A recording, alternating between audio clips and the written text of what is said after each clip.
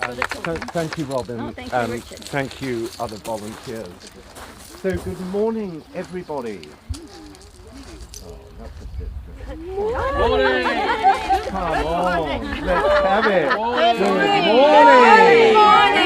That's more like it. Because aren't we lucky to be here? Yes. Wow. Indeed. You know, I run Treescape Environmental Services here on Waiheke. I've got a team of 6 people from all over the world, and it's incredible how you know, the global community has attracted certain people to come and work in the field of ecology and restoring this place. I asked them the other day, if you had to brand our team, how would you do it? What would the tagline be? Do you know what they came up with? Would you like to hear it? Yes. We protect paradise for future generations. How's that? Now look, this morning, what we're going to do is a really special experience. We're going to be walking through a particular part of the paradise that is Waiheke Island.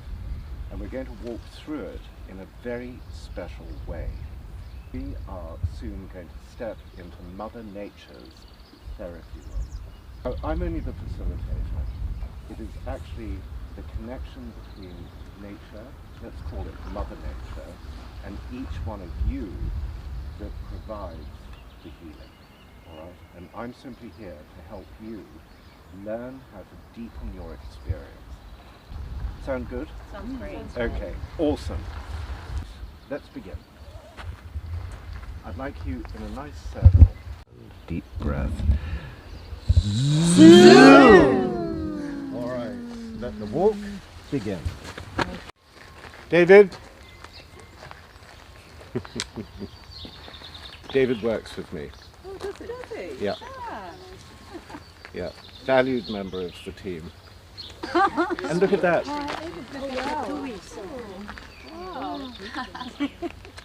Cool. Empire Avenue, 2 tuis fly out of the flags. Fantastic. This is one of my favourite little roads in New Zealand. It's gravel, it's surrounded by little houses. We've got birds flying over. It's just awesome.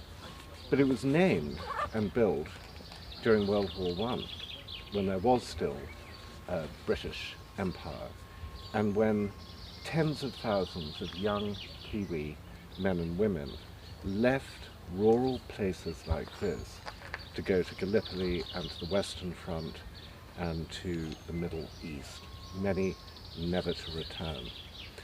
So this road carries mixed feelings for me. It carries memories as well, a kind of genetic memory. Now, what I'm going to invite you to do, pretend to be soldiers marching off the war. And there's, we're going to form up into 2 ranks, and I'm going to teach you how to march. Left, right, left, right, left, right. It's a really cool experience. And believe it or not, it brings a group together. If you're not up for it, feel free to stand to one side. There's going to be no shouting or anything like that. It's just an invitation to experience. And it leads into how we enter Mother Nature's therapy room. Everybody good with that? Yeah. Okay. Yeah. Together, almost. Okay, stop. You 2 in front are an absolute disgrace.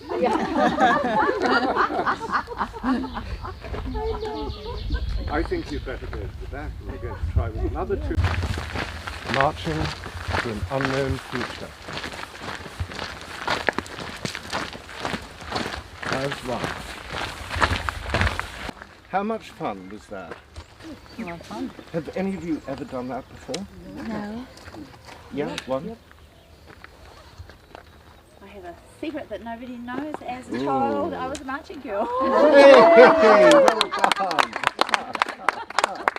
That's a good secret. I wanted to be one. Oh, and an aspiring marching girl. Fantastic. Has anybody got anything else that they'd like to share about that experience? What it was like?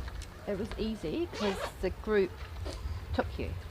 Yeah. It was, and I think it would have been hard to have been out of line, you know, out of step, because it was a rhythm. Yeah. I love the synchronicity, not just of the actual feel of moving in rhythm, but the sound of the gravel beneath our feet and the air movement. There was just a flow of air movement between the person in front and the person behind. So all the senses felt in synchrony. Yeah, in synchronization. And togetherness. Togetherness. Yeah. Anything else? I was thinking about my grandfather going off to war and thinking the group would be everything, because that's all you can trust, really. When you're really going into something where you're the unknown, how the group would have just been everything. And it is. And it is. I've been to war 3 times myself, and every single time it's the group that keeps you going. As a leader, you rely on them, and they rely on you. Yeah, it's extraordinary. It's an attitude of we, not me. Yeah. The hardest thing about coming out of the military was going into a me world, where I was a we person. Does that make sense? The next phase of this forest bathing experience is about to start. When we go into someone's home, what do? Clean the shoes. Yes! You wipe your shoes, or you may even take them off. So the first step starts with cleaning our shoes. Okay. And there's a practical reason for this. This is to prevent kauri dieback disease. And we do have kauri in the reserve, and we're going to stand in front of one of them. Now, there are endless ways to enter nature.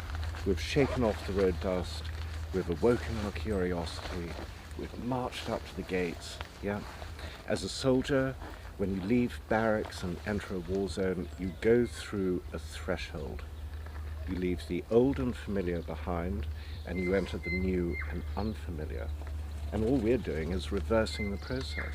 We're leaving the old and familiar, suburbia, urban, and we're entering the new and deeply familiar. You see, we human beings, for hundreds of thousands of years, were born, lived, and died in nature. Nature is one of our greatest protective factors against stress and ill health, because the call of the wild is literally wired into our DNA and our genetics. And that's why being in nature so often feels like coming home. And that's what I hope you'll feel as we move through. Who knew that the colour green is nature's Valium? It is literally a relaxant, an anti-anxiety medication, just through colour in its effect on the brain and the nervous system. The charge we're carrying is a reflection of stress. And did you know that you can discharge by making direct skin to earth contact? Some people call it grounding. You can kneel down and you can just put your hands on the grass. In fact, you can go further. Why not lie down?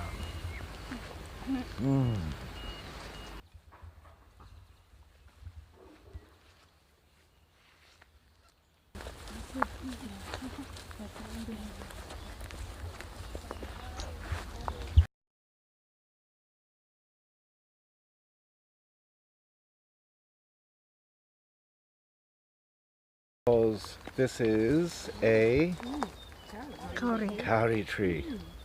Kauri can live for 1,000 years. So this one is 1% of its way through its life. It is literally not even a toddler. It's a newborn baby at 15 years. Left alone, free from disease and other interference, this will grow about 200 meters high. It will shed its branches as it grows to create a trunk that is completely free of branches, only covered with bark. And at the top will be the fullest expression of its life, which is a crown. It will be like a vertical city to living organisms, birds and insects and tiny microscopic little creatures that all have a life of its own.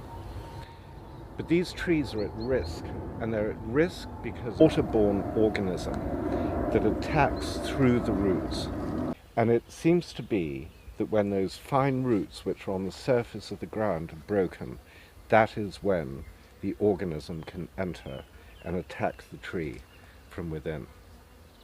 So this tree has been protected by gravel. It's been protected by a fence, not just from us humans, but from say wild pigs or horses or dogs, anything that can carry the organism in mud or water. I live in contradictions the whole time in ecology. There is sadness and fear I have attached to this, to the disease, which does not yet exist on Waiheke, to our knowledge.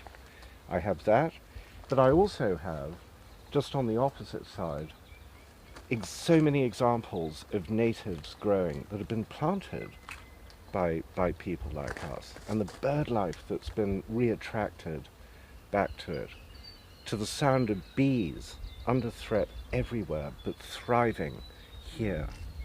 So I live with fear and I live with hope. What I'm interested in is, what do you live with in a place like this?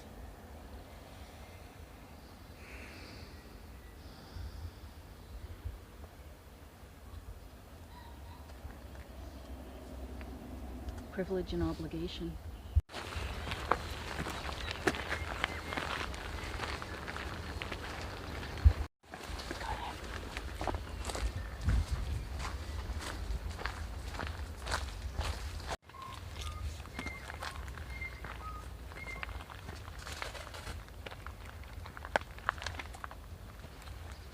She's gonna do a good one.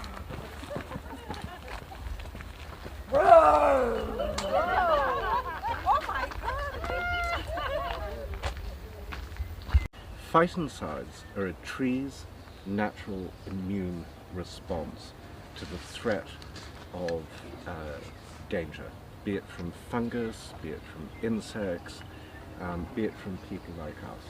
Yeah?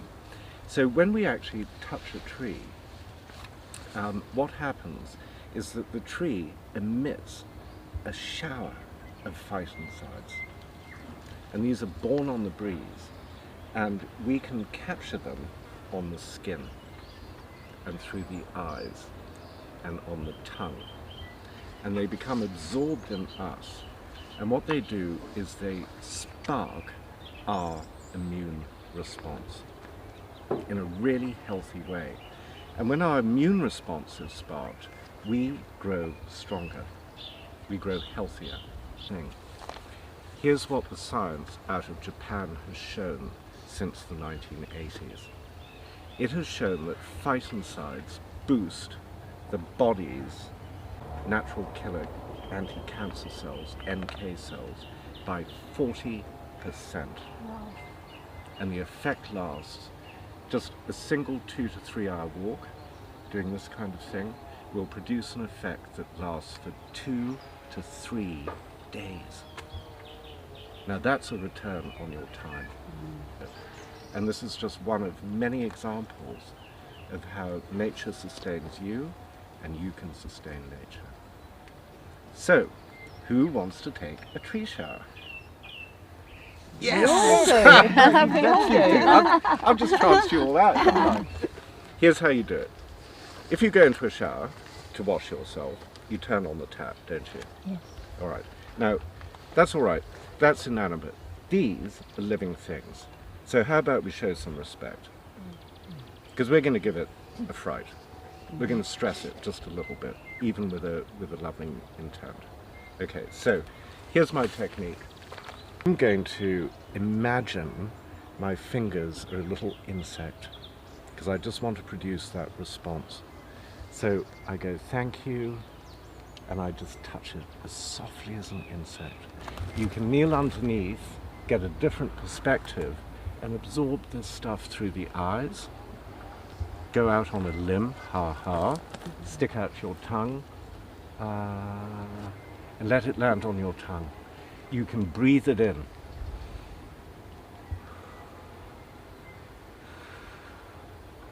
Literally drinking in phytoncides because they're going into the lungs.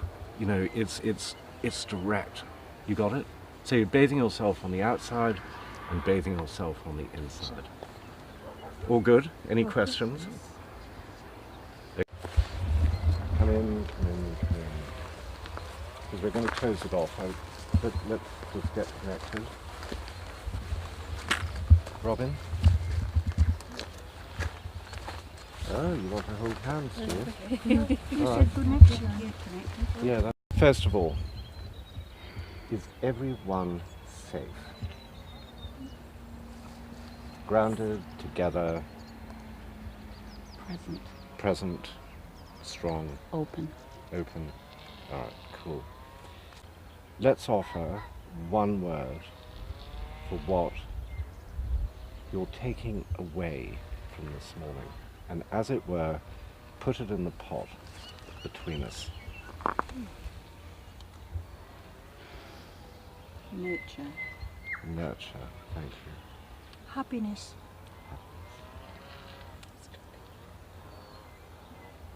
Gratitude. Healing. Respect. We started with a talking cone. This is going to be my listening cone. Oh, nice. Appreciation. Patience. Connection. Acceptance.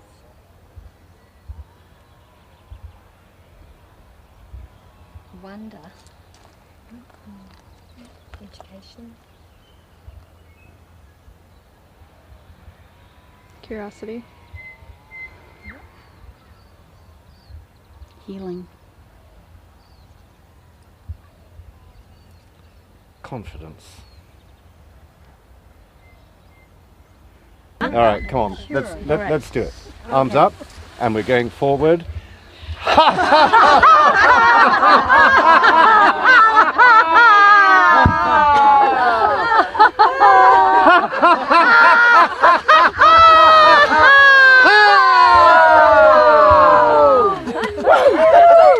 Yeah, that's what I'm talking about.